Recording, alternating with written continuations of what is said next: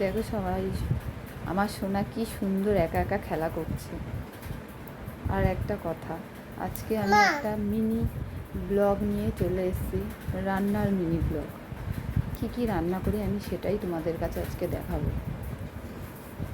দেখো আমার বর 3 রকমের মাছ নিয়ে এসেছে, চিংড়ি মাছ, লোটে মাছ, তেলাপিয়া মাছ।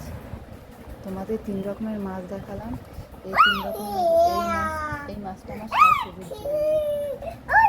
শাশুড়িকে ঝাল করে দেবো। আমার শাশুড়ি মিহাল মাছ খায় না, তাই জন্য আমার শাশুড়ির জন্য এই মাছটা। আর এই চিংড়ি মাছটা দিয়ে কচু শাক রান্না। চলো দেখতে থাকো। বলেছিলাম না চিংড়ি মাছ দিয়ে কচু শাক করবো, এই সেই কচু শাক। দেখতে থাকো রান্নাটা। তেল দিয়ে দিলাম, তেলের মধ্যে কটা শুকনো লঙ্কা ছিঁড়ে দিয়ে দিলাম।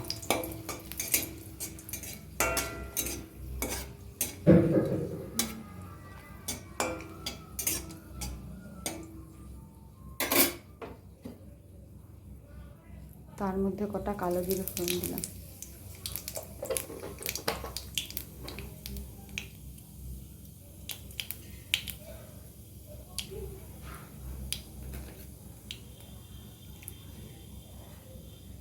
এটাই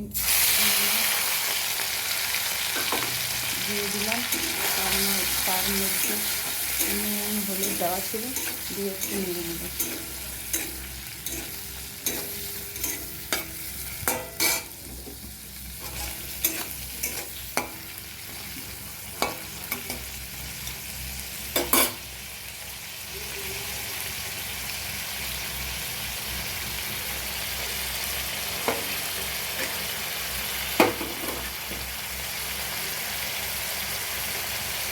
চিংড়ি মাছ দিয়ে মধ্যে কটা চেরা কাঁচা লঙ্কা দিয়ে দিই।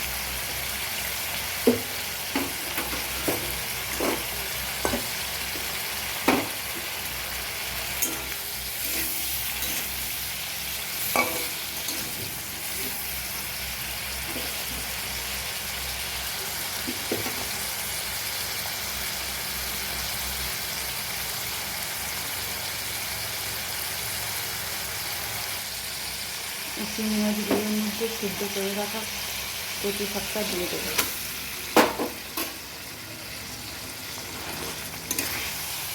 দিয়ে একটু নাড়িয়ে নেব।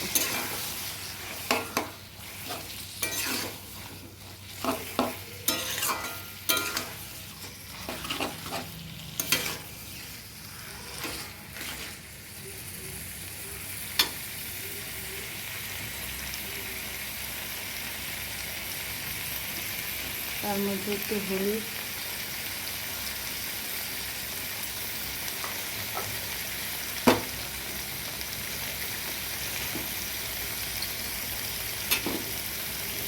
নুন দিয়ে দেবো।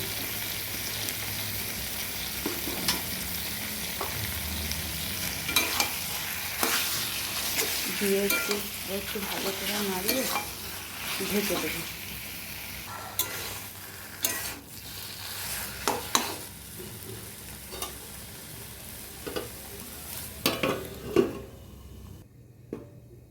ঢাকা খুলে এইভাবে মাঝে মাঝে নেড়ে নিতে হবে।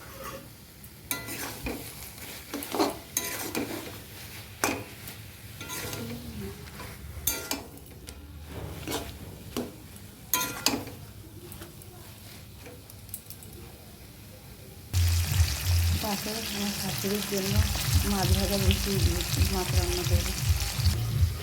আমার কচু শাক হয়ে এসছে, একটু চিনি দিয়ে দেবো এখন।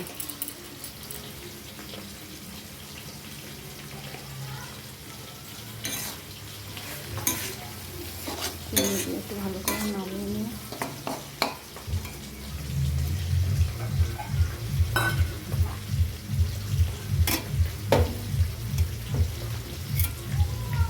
জিরে বাটা দিয়ে দেবো।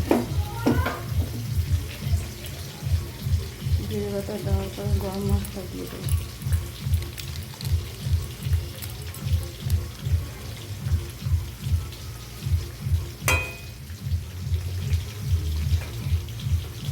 দিয়ে ভালো করে নাড়িয়ে নেব।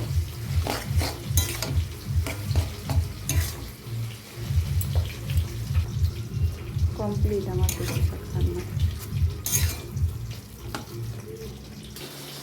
হয়ে গেছে। আমার কচু শাক রান্না কমপ্লিট। এইভাবে তোমরা করে খেয়ে দেখবে, ভালো লাগবে। এখানে আমার শাশুড়ির জন্য মাছের ঝোল রান্না হচ্ছে,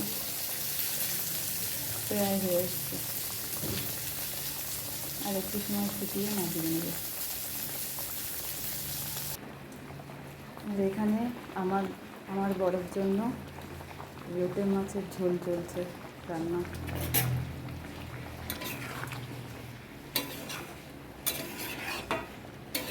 কেমন দেখতে হয়েছে বলবে,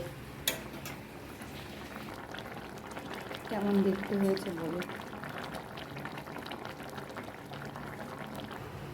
তিনটে রান্না কমপ্লিট।